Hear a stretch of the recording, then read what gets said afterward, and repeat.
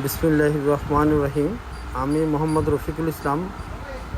তো আজকে আপনাদের সামনে হাজির হয়েছি স্টাপলার মেশিন নিয়ে। তো এই মেশিনটা হলো আমাদের ডালাই করা স্টাপলার মেশিন।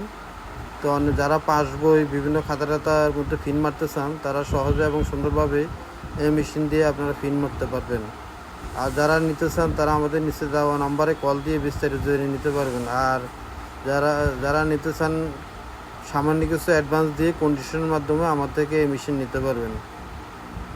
তো আমাদের ঠিকানা হচ্ছে 247 Nawabpur road, century tower, union ব্যাংকের নিচতলায়।